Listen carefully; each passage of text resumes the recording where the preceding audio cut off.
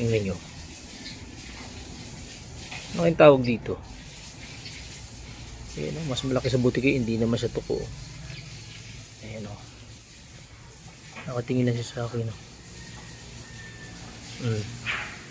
Galing siya doon sa taas ng puno. Ano kayang hinahanap niya?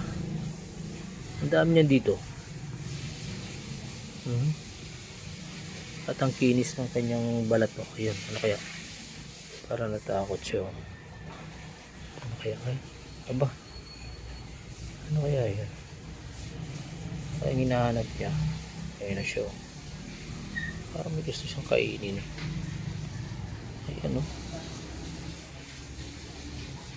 Saan siya pupunta?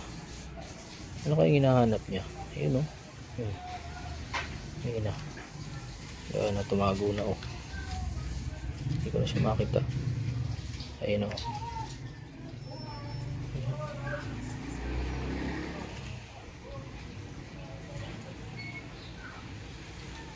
Nagtago na.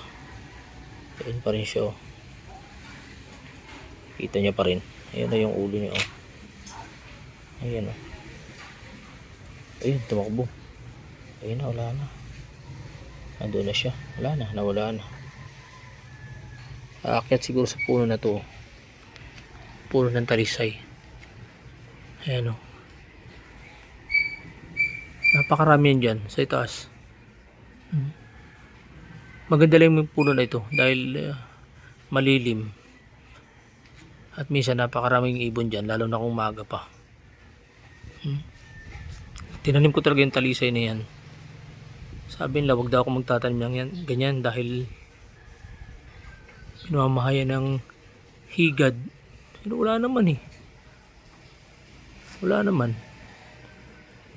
Maganda nga yan dahil nagbibigay ng lilim dito sa bahay namin. Yan yung bubong namin. Ilagyan ko ng mga bulaklak sa ilalim. So ayan. So salamat sa mga nanonood, no? Thank you sa ating mga viewers.